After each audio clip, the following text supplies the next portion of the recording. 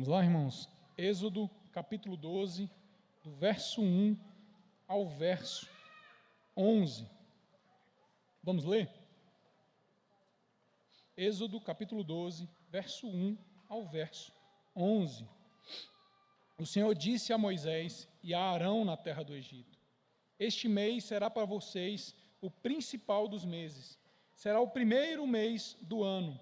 Falem a toda a congregação de Israel, dizendo: No dia 10 desse mês, cada um tomará para si um cordeiro, segundo a casa dos pais, um cordeiro para cada família. Mas se a família for pequena, para um cordeiro, então o chefe da família convidará o seu vizinho mais próximo, conforme o número de pessoas, conforme o que cada um puder comer. Por aí vocês calcularão quantos são necessários para o cordeiro. O cordeiro será sem defeito, macho de um ano, podendo ser também um cabrito. Vocês guardarão o cordeiro até o 14º dia do mês, e todo o ajuntamento da congregação de Israel o matará no crepúsculo da tarde. Pegarão um pouco do sangue e o passarão nas 2 ombreiras e na viga superior da porta, e nas casas em que o comerem. Naquela noite comerão a carne assada no fogo, com pães sem fermento e ervas amargas. Não comam do animal nada cru, nem cozido em água, porém assado ao fogo, a cabeça, as pernas e as vísceras.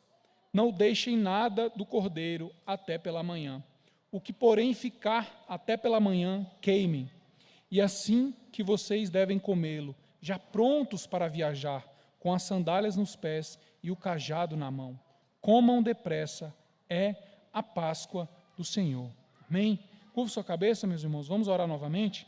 Senhor, nós te agradecemos, Pai, pela tua santa palavra, e é por meio dela, Senhor, que nós pedimos hoje, Senhor, que o Senhor fale conosco, que o Senhor nos conduza, nos console, nos exorte, nos discipline, nos direcione, Pai, ao teu santo propósito, Senhor. Queremos celebrar, Pai, esse dia tão precioso, que é a Páscoa do Senhor, Pai, que é o dia em que comemoramos, Pai, a tua morte, a tua ressurreição, Senhor. Nos conduza, Pai, cada vez mais a entender a Páscoa, o que ela é verdadeiramente para nós, e que a ação poderosa daquela cruz possa cada vez mais, Senhor, reverberar nas nossas vidas, Pai, é o que nós te pedimos hoje e te agradecemos, Senhor, em nome de Jesus. Amém. Então, o que nós vemos aqui, né, no Êxodo 12, do verso 1 até o verso 11, se você seguir depois até o verso 14, você vai ver isso, né, quer dizer, até o capítulo todo, né, você vai ver ele focando nessa questão da Páscoa, né. Então, nós vemos aqui o quê? A primeira Páscoa sendo celebrada. Então, a gente vê o povo de Deus aqui reunido para celebrar pela primeira vez o que era a Páscoa. Então, era algo novo ali para o povo. O que seria aquilo? O que se tornaria aquilo? O que aquilo viraria para as épocas posteriores, para gerações posteriores? Eles não tinham ainda essa dimensão. O que eles sabiam? Né? Que eles estavam ainda no Egito, eles estavam escravizados, Deus estava mandando as pragas, e aqui Deus vai mandar a última, a que de fato libertaria eles da escravidão do Egito. E junto com essa última praga, vem também a celebração da Páscoa. Vem a celebração da morte desse cordeiro, e desse sangue marcando os umbrais da casa do povo de Deus, mostrando que eles pertenciam ao Senhor, que o Senhor continuava cuidando deles, que não importava o que o faraó, o que os poderosos queriam e pensavam, e as intenções que eles tinham para aquele povo, o Senhor é o dono deles.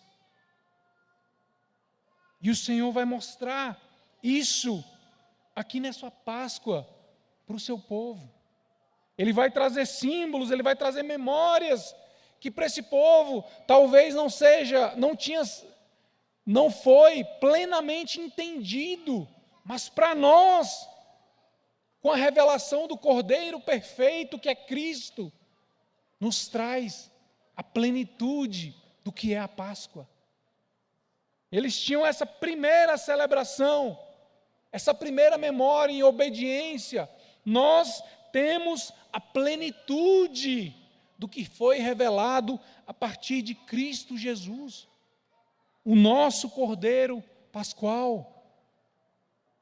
E nós veremos aqui, a partir da exposição desses versos, Cristo resplandecendo como a nossa Páscoa, como o nosso Cordeiro Pascual. Aos irmãos que são aqui da igreja, sabem que eu não tenho o costume de pregar de forma alegórica. Eu acho que hoje, não que não se possa, mas às vezes é muito desvirtuado o que é uma pregação alegórica. Às vezes a gente entra em muita, acho que a grande maioria dos irmãos já viu muita pregação alegórica que foge demais do texto, que traz tipificações, simbolismos que às vezes a gente nem vê no texto, mas há tipificações, há alegorias na Bíblia que são claras, e essas que são claras nós podemos utilizar. A palavra de Deus claramente mostra para nós que a Páscoa é sobre Cristo. Então é impossível para nós hoje, como povo de Deus, como cristãos, olharmos para o Antigo Testamento sem buscar Cristo, sem vasculhar por Cristo, por sombras, por tipificações, por memória, por algum vestígio dele lá. Não que vamos inventar coisas, mas há alegorias e tipificações que claramente a Bíblia apresenta para nós, e essas nós podemos fazer, essas nós podemos analisar, porque a própria Bíblia mostra Cristo como a nossa Páscoa. Os autores do Novo Testamento celebravam isso de forma clara. Vou falar disso um pouco mais na frente, mas o próprio Cristo se apresenta como esse Cordeiro. O próprio Cristo é morto justamente na semana da Páscoa. O próprio Cristo celebra a Páscoa falando do seu corpo e do seu sangue. A primeira ceia a qual ele celebra com os apóstolos, ali ele estava celebrando a Páscoa judaica, mostrando: ei, este é o meu corpo, este é o meu sangue, mostrando que ele agora era e é a nossa verdadeira Páscoa.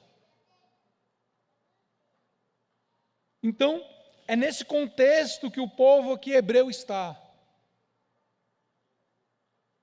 Deus buscando tirar eles do Egito, mostrando de forma miraculosa a sua salvação, o seu poder, a sua ação, vencendo os falsos deuses do Egito, triunfando sobre eles. E agora, nesse ápice em que o povo de fato vai ver essa última praga, vai celebrar a Páscoa e vai sair da sua escravidão, a caminho da terra prometida. É nesse contexto que esses versos aqui estão colocados. Então eles vão celebrar pela primeira vez a Páscoa do Senhor. E nós vemos aqui no verso 1 e verso 2, que o Senhor diz a Moisés e a Arão, ainda na terra do Egito: este mês será para vocês o primeiro, o principal dos meses, será o primeiro mês do ano. Então olha a importância que é a Páscoa, e foi para o povo de Deus. Ele está falando, a partir de agora, esse vai ser o mês mais importante para vocês. Imagina isso, a primeira vez.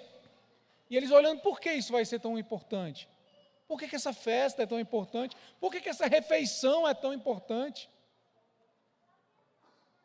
Então, a partir daquele momento, o próprio calendário do povo de Deus é modificado.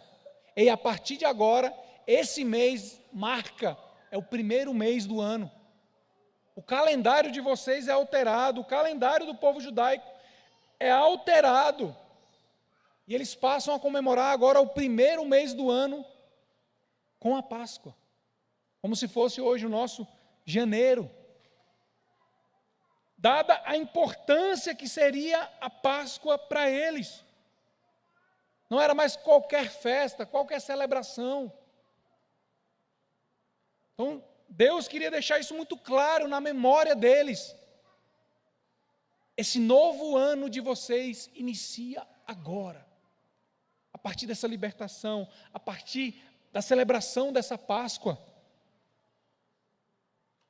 E ele continua, verso 3. Falem a toda a congregação de Israel, dizendo: no dia 10 desse mês, cada um tomará para si um cordeiro, segundo a casa dos pais, um cordeiro para cada família. E é interessante a gente ver a evolução disso na história aqui, de Êxodo e até anteriormente, porque nós vemos sacrifícios de cordeiros por causa do pecado do povo a Deus em vários momentos. O primeiro sacrifício que a gente vai ver oferecido a Deus é por Abel. Eles sacrificam um animal do seu rebanho, Deus recebe aquela oferta e logo após ele é morto. Nós vemos também Abraão oferecendo um carneiro no lugar de Isaac. No lugar do seu filho, ele oferece aquele carneiro como oferta a Deus. Depois, agora nós já vemos de forma mais estruturada, como povo de Deus, um cordeiro sendo morto por cada família. Depois disso, a gente vai ver, no decorrer dos anos, no templo, um cordeiro sendo morto por todo o povo de Deus. Então aqui nós vemos claramente uma tipificação de Cristo nesse cordeiro. Primeiro, morrendo por uma pessoa, daqui a pouco, morrendo por uma família. Mais para frente ainda, um único cordeiro era morto pelo pecado de todo o povo. Para mostrar a graduação da revelação de Cristo, do mistério de Cristo, que só seria revelado plenamente na vinda do nosso Senhor. Que mostraria que lá, esse único Cordeiro de Deus pagaria pelos nossos pecados. Que esse único Cordeiro seria o preço perfeito e total dos nossos pecados. Esses cordeiros aqui, meus irmãos, no decorrer da história do Antigo Testamento, milhares, milhões de cordeiros foram mortos pelo sacrifício do povo, mas eles não conseguiram pagar o preço plenamente dos pecados do seu povo. Mas eles estavam mostrando, apontando: ei, haverá um cordeiro perfeito, haverá um sacrifício perfeito, haverá de fato um cordeiro sem mácula, que pagará o preço definitivo pelos pecados do povo de Deus. Mas o que vemos ainda aqui são tipificações, são sombras de Cristo.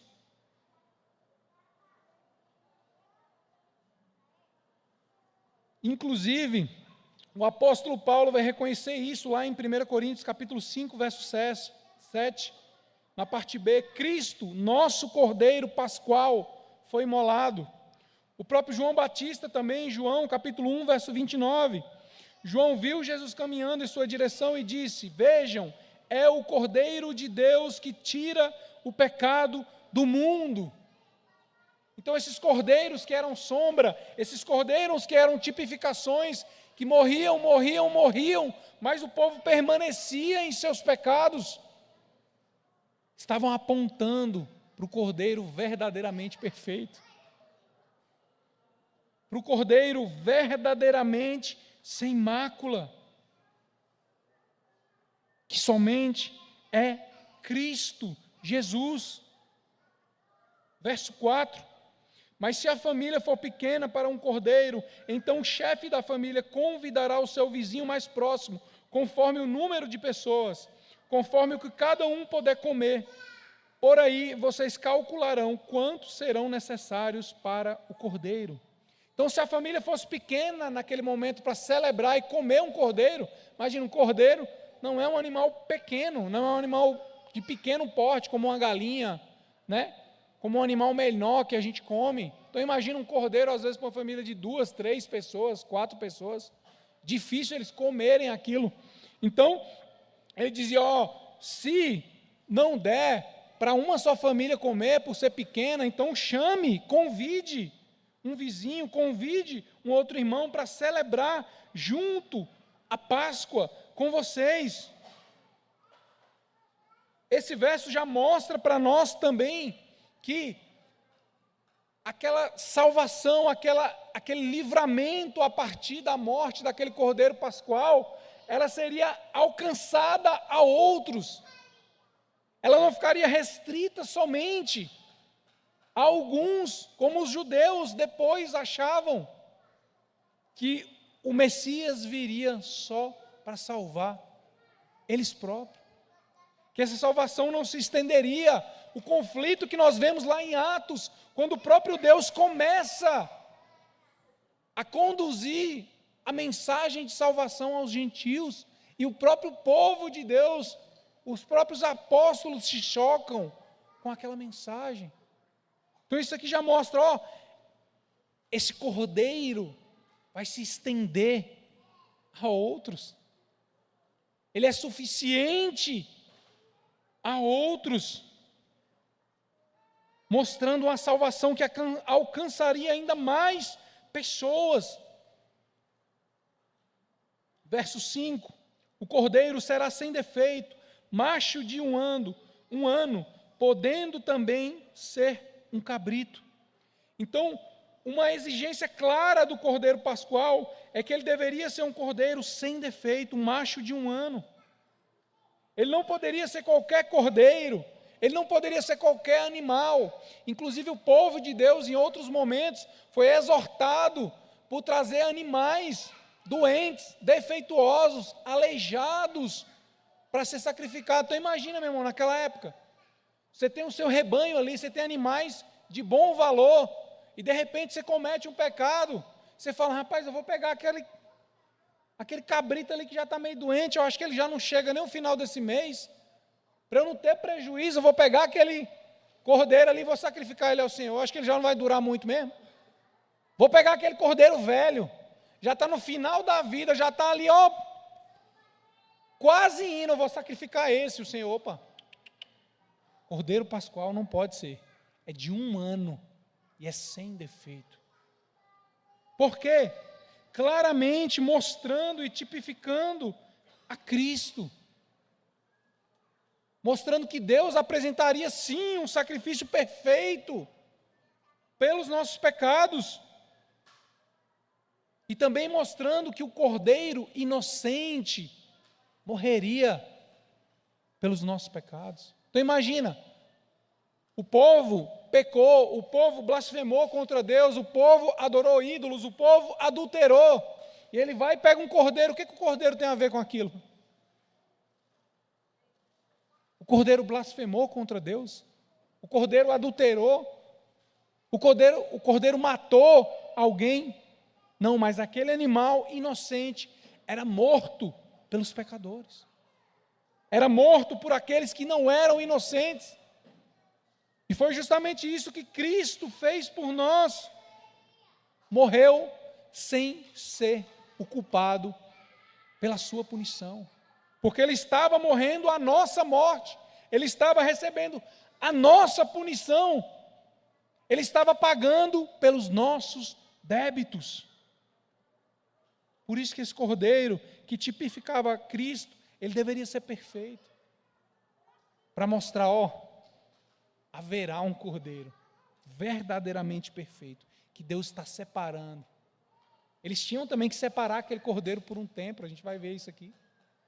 E Deus também tinha o seu cordeiro separado, o seu cordeiro guardado, o seu sacrifício perfeito, esperando a hora certa, para pagar o preço pelo pecado do seu povo. Esse cordeiro é Cristo. É justamente o que nós vemos aqui no verso 6. Vocês guardarão o cordeiro até o 14º dia do mês, e todo o ajuntamento da congregação de Israel o matará no crepúsculo da tarde. Então aquele cordeiro era separado exclusivamente para aquilo. Eu não poderia utilizar aquele cordeiro para outra coisa. Eu não poderia chegar, separei aquele cordeiro para a Páscoa, e daqui a pouco alguém chegar e dizer, me vende esse cordeiro aí, cara, que cordeiro bonito, que cordeiro sem defeito, me vende ele aí por um bom preço. Ele não podia fazer isso, não, esse cordeiro é separado para esse fim. Ele não tem outro propósito. Não há para ele outro propósito. Ele é o cordeiro pascual. Ele é separado para aquele único propósito. E nós vemos justamente isso também em Cristo. Cristo, como eu falei anteriormente, sendo crucificado justamente na Páscoa.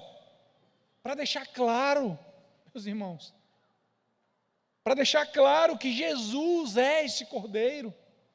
Jesus é esse sacrifício perfeito. Como eu falei, Jesus celebra a sua ceia na Páscoa. Jesus estava celebrando a Páscoa. A primeira ceia sendo celebrada na Páscoa. Por quê? Elas simbolizam a mesma coisa. A ceia e a Páscoa, para nós, têm o mesmo significado. E o que Jesus diz quando está celebrando essa Páscoa com os seus apóstolos? Isto é o meu corpo, isto é o meu sangue. O que ele está falando? O cordeiro pascual agora é outro. Às vezes eles poderiam estar se falando, Senhor, cadê o cordeiro? Da mesma forma que nós vemos ali Isaac perguntando a Abraão, pai, cadê o cordeiro? Tem a lenha, tem o cutelo, cadê o cordeiro que vai ser imolado? Muito provavelmente os apóstolos estavam perguntando, cadê o cordeiro? Está tudo preparado, Senhor, para a Páscoa. Aí Jesus pega um pão, vinho e diz, está aqui, ó. Este é o meu corpo, este é o meu sangue. Não precisa mais de um cordeiro, não precisa mais de um animal, não precisa mais de um sacrifício que ano após ano vocês terão que continuar fazendo, porque não vai pagar o débito de vocês. Cristo está falando, eu sou o cordeiro perfeito, eu sou verdadeiramente o cordeiro pascual, eu sou o cordeiro verdadeiro, que é morto uma única vez, definitivamente é morto e apaga todos os nossos débitos. Todas as similaridades desses cordeiros apontam ao cordeiro perfeito de Deus, que é Cristo. Todos esses cordeiros mortos ano após ano só traziam uma sombra para o verdadeiro cordeiro, que o próprio Cristo celebra na primeira ceia. Este é o meu corpo, este é o meu sangue. Essa é a Páscoa do povo de Deus. Verso 7. Pegarão um pouco do sangue e o passarão nas duas ombreiras, na viga superior da porta, na casa em que o comerem. Então, eles não tinham só que comer da carne daquele cordeiro. Eles se alimentavam da carne, mas o sangue também simbolizava algo muito poderoso para eles. Eles tinham que pegar aquele sangue e passar nos umbrais, nos batentes da porta das suas casas. Por quê? Se você continuar lendo, a partir do verso 12 para frente, você vai ver o que está acontecendo. Deus vai passar pelo povo, Deus virá com essa última praga, em que os primogênitos morrerão. Mas quando Deus passa, quando o destruidor passa, naquele momento, e vê nos portais o sangue daquele cordeiro, ele passa por aquelas casas. Aquelas casas não são atingidas pela ira de Deus, aquelas casas não são afligidas por aquele sofrimento que muitos passariam após.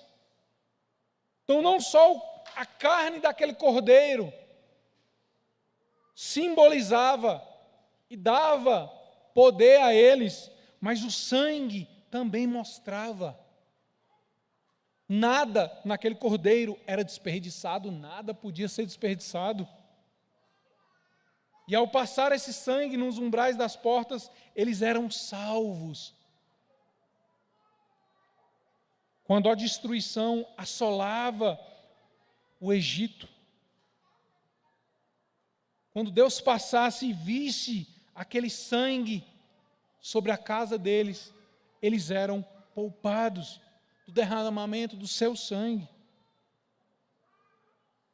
O sangue derramado naqueles umbrais protegiam o povo de Deus. Eles eram guardados pelo sangue daquele cordeiro, protegidos pelo sangue daquele cordeiro. Era aquele sangue derramado sobre os umbrais das suas portas que diferenciava eles do povo do Egito. Afinal, meus irmãos, eles também eram pecadores. Não era o que diferenciava os hebreus dos egípcios, não eram a sua santidade. Não era isso. Não era o quanto eles eram bons. Inclusive, no Egito, eles estavam adorando os mesmos deuses. A gente vai ver na palavra, inclusive, após, com Moisés, até com Josué, falando, seus pais estavam adorando os mesmos ídolos lá, os mesmos falsos deuses lá no Egito. Inclusive, eles o tempo todo de peregrinação querem voltar para o Egito. Por quê?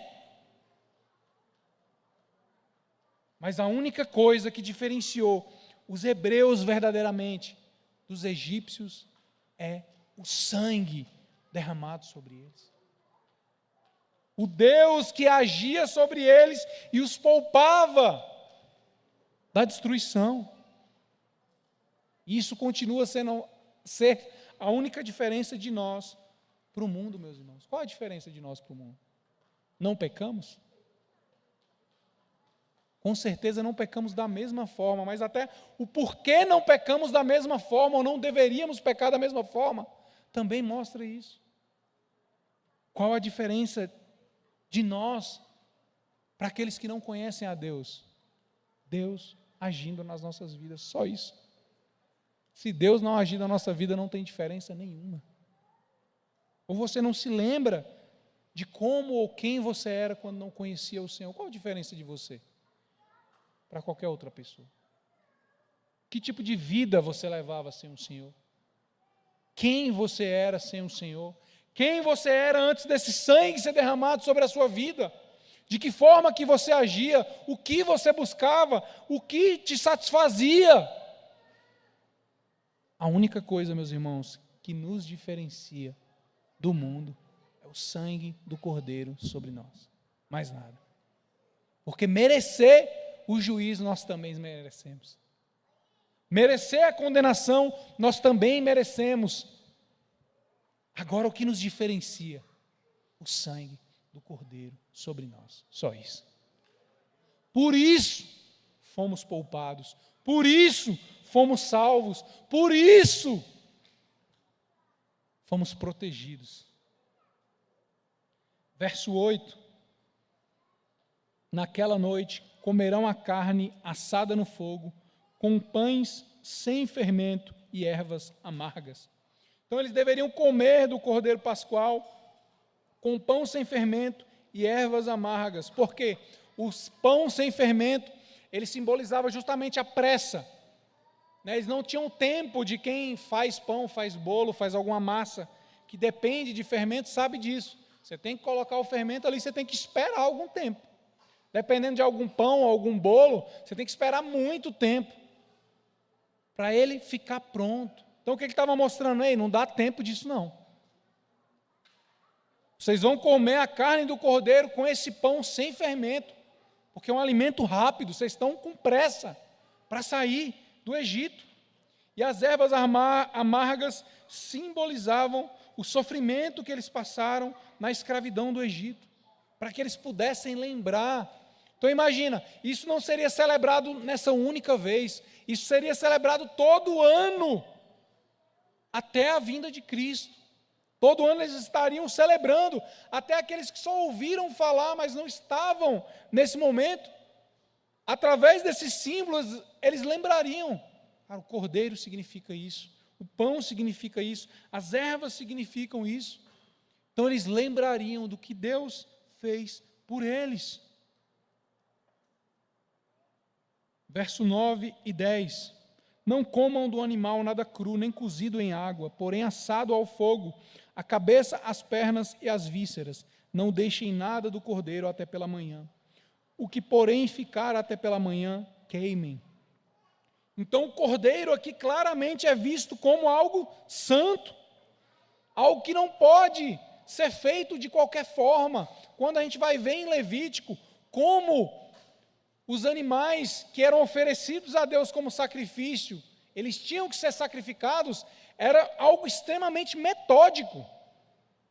Extremamente metódico. O animal é assim, você tem que cortar assim, tal parte tem que ir para lá, tal parte para cá, tem que ser assado. Então, havia um preparo totalmente específico, não era uma refeição qualquer.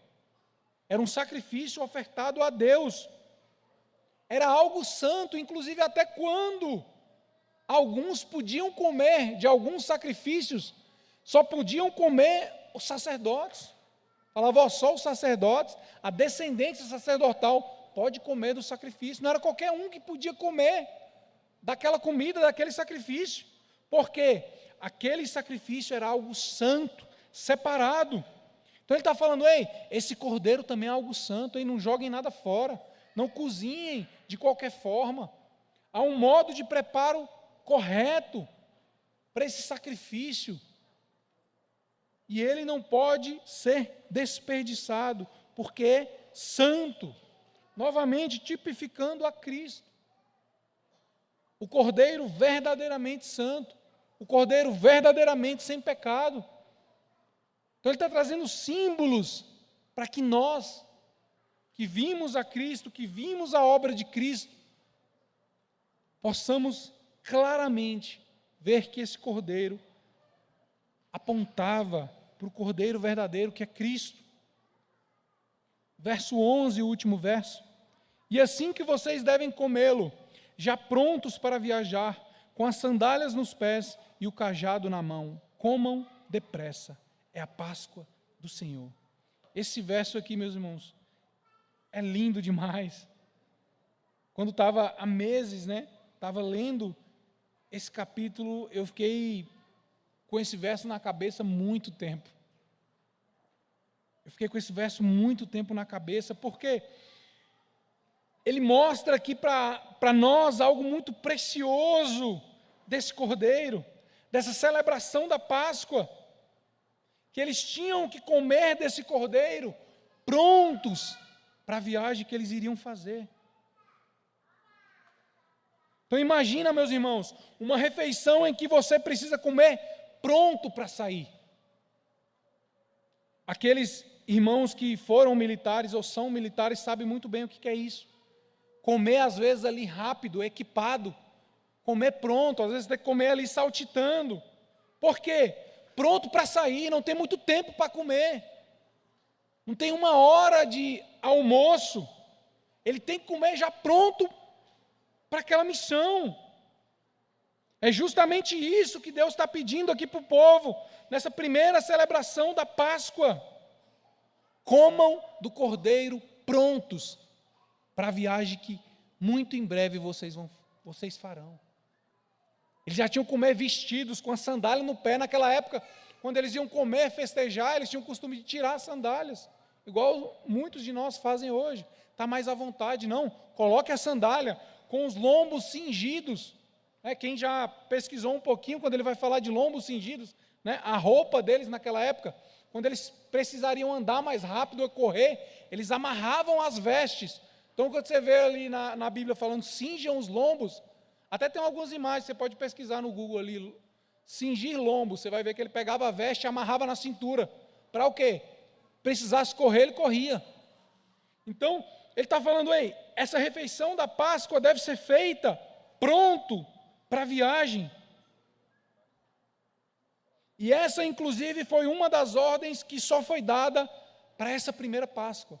Quando eles celebraram a Páscoa nos anos seguintes, eles não precisavam mais fazer isso, porque eles já estavam no caminho da Terra Prometida, ou, muito posteriormente, já estavam celebrando a Páscoa na Terra Prometida.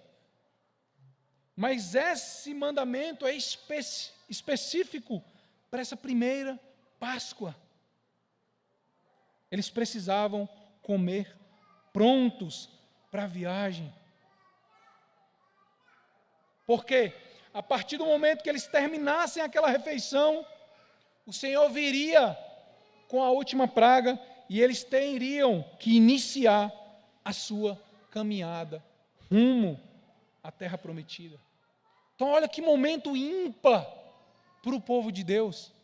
Aquela refeição marca a saída da escravidão, a caminho da promessa de Deus. Aquela refeição é um marco, aquela refeição é o que separa o passado do povo de Deus do futuro. Aquela Páscoa é o que separa o que eles eram até aquele momento, onde eles estavam até aquele momento e para onde eles iriam. É um marco na vida do povo de Deus, essa Páscoa. Marcava a saída da escravidão e o início de uma libertação verdadeira. Então, quando eles comem daquele cordeiro pascual, prontos para sair, o Senhor estava mostrando: o passado de escravidão de vocês ficou para trás. Agora é o início de uma nova caminhada, agora é o início daquilo que eram só promessas aos pais de vocês. Agora isso se cumpre. A terra que eu prometi lá para Abraão, séculos atrás de vocês, meus irmãos, o povo passou só em escravidão no Egito 430 anos. E as promessas foram feitas muito antes disso, a Abraão. Então imagina, esse é o marco, essa refeição, essa Páscoa é um marco desse tempo que acaba agora. Quando eles comeram a Páscoa do Senhor, se inicia um novo tempo. Se inicia a verem agora o que antes era só promessa, agora se cumprindo. O que antes eram promessas, agora eles veem concreto diante deles.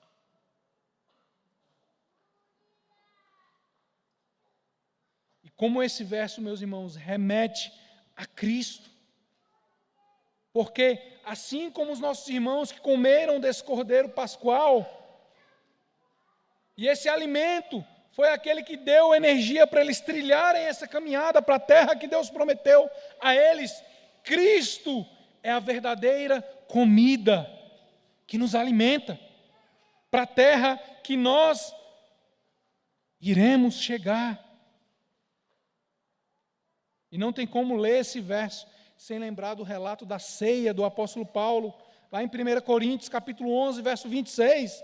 Porque cada vez que vocês comem desse pão e bebem desse cálice, anunciam a morte do Senhor até que Ele venha. A Páscoa e a ceia têm essa mesma tipificação. Ela é uma memória do nosso passado, da cruz que resolveu o nosso passado, como ela é uma memória do nosso futuro resolvido por Deus. A celebração da ceia do Senhor também é esse marco para nós, de que o passado fica para trás, e o que o Senhor tem para nós agora, começa a ser uma verdade clara. Nos alimentamos para essa caminhada rumo a Cristo, comendo e bebendo de Cristo. Ele é o alimento que nos sustenta para essa caminhada, meus irmãos. Não conseguimos caminhar rumo a Jerusalém celestial sem nos alimentar de Cristo. Isso é impossível. Ninguém consegue essa caminhada árdua sem estar suprido por Cristo. E assim como a Páscoa é a memória da resolução do passado e o cumprimento da promessa do futuro, a ceia do Senhor também para nós. Porque nós comemos na memória da morte de Cristo, aguardando o seu retorno. Estamos caminhando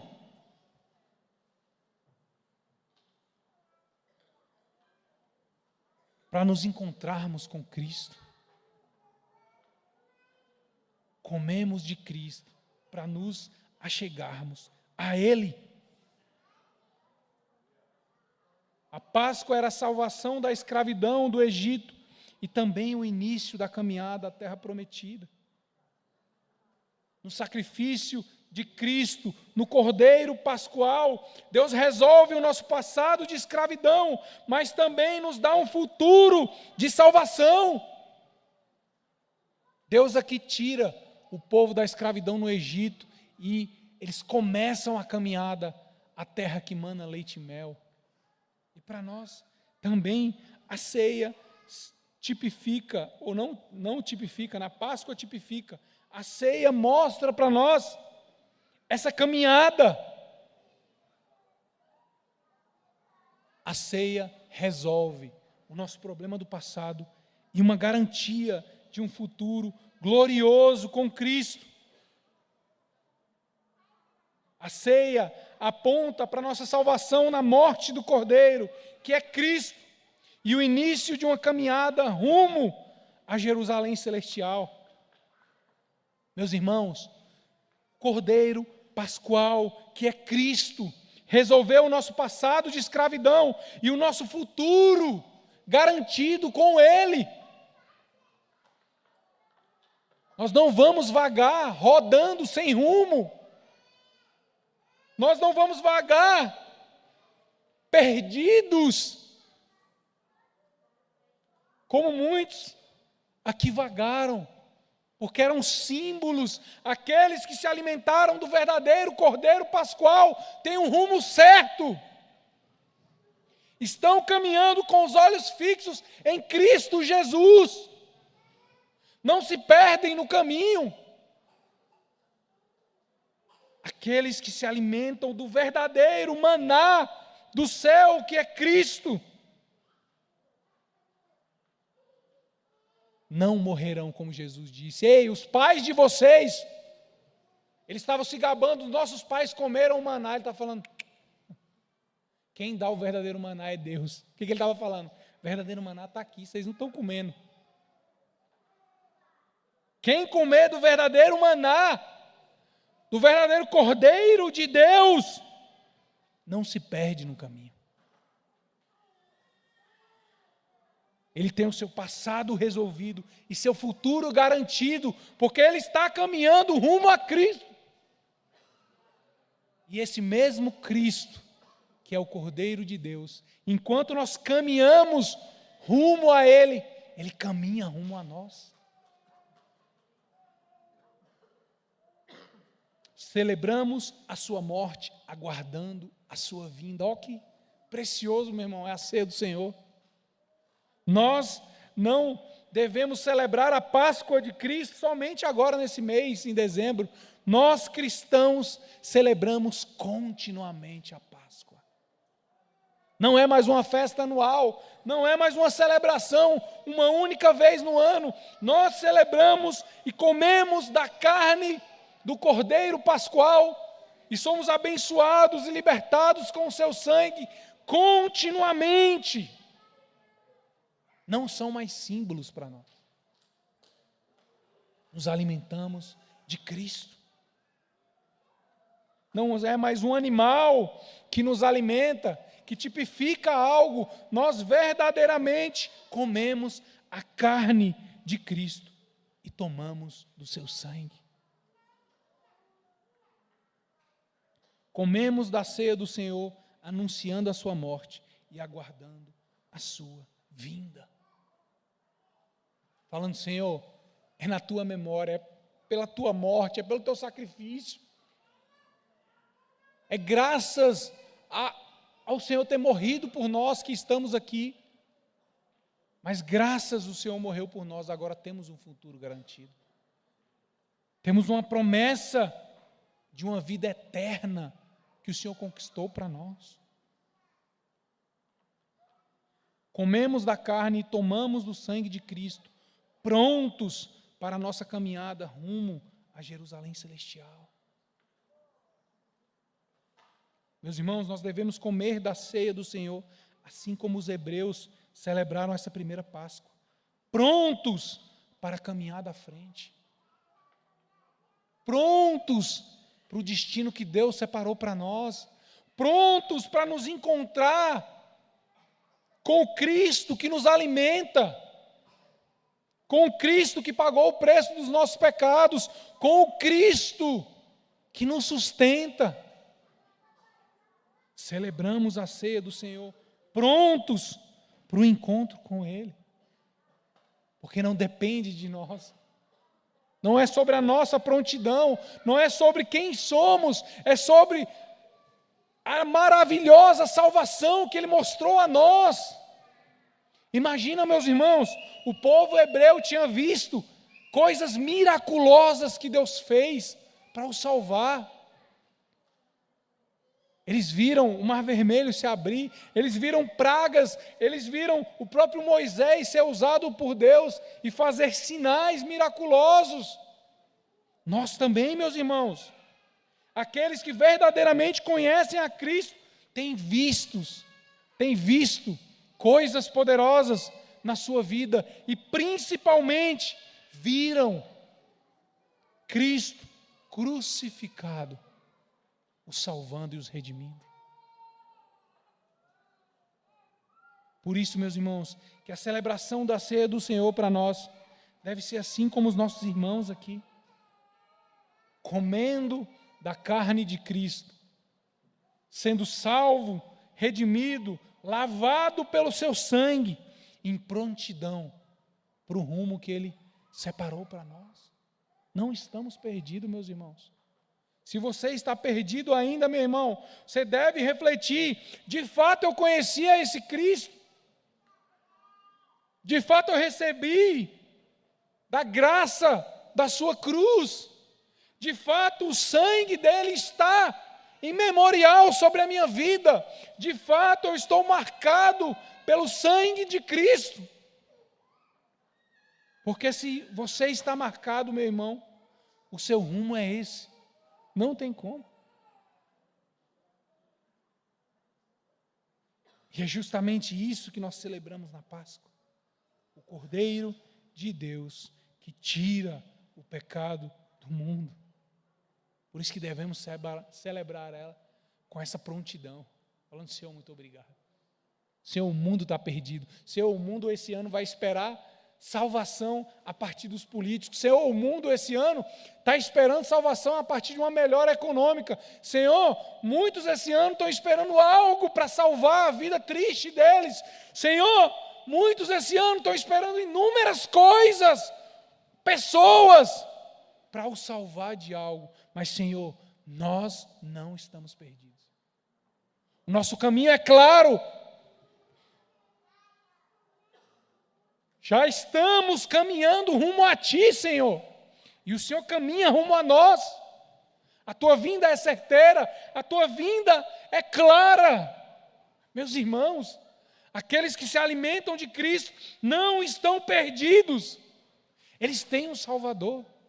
Eles conhecem o seu Salvador. E eles estão caminhando rumo a Ele. Eles têm clareza de que seu passado foi resolvido e seu futuro é certo. Não estão perdidos. Eles não são mais como ovelhas que não têm um pastor. Cristo, o Cordeiro Pascual, é o nosso pastor, Ele é tudo, meu irmão.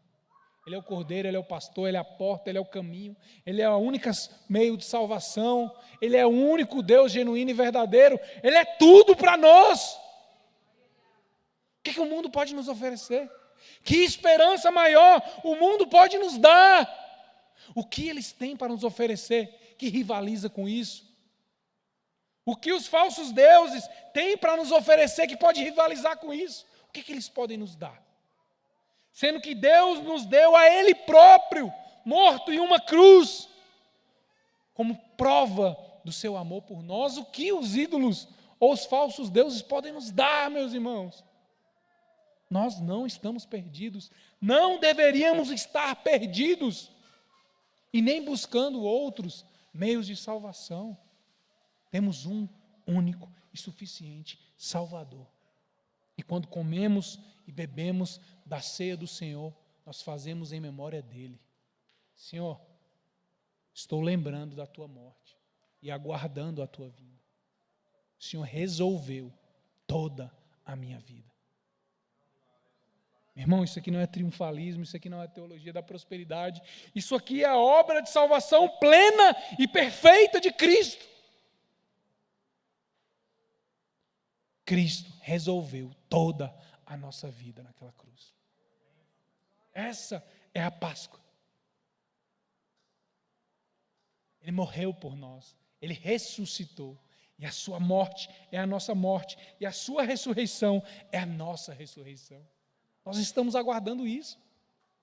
Meu irmão, não dê as suas esperanças a outro, a não ser a Deus. Não seja enganado por falsas promessas. Não faltarão elas para nós. Ó, faz isso, ó, faz aquilo, ó, faz. Ó, tal coisa, ó, se acontecer. Nós estamos na paz de Deus. Não depende de nada.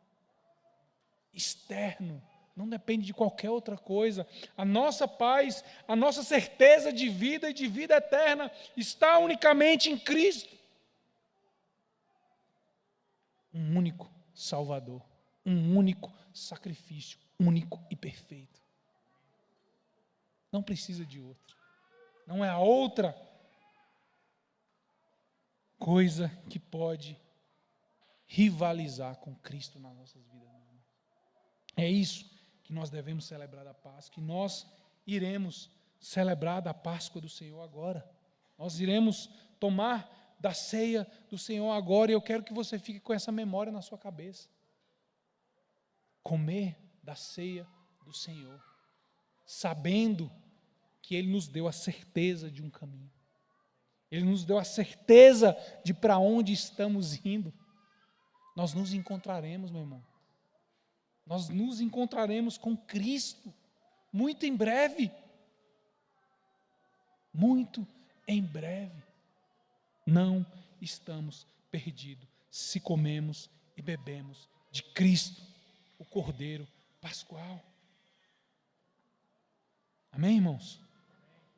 Eu queria te convidar a ficar de pé, nós vamos celebrar a ceia do Senhor.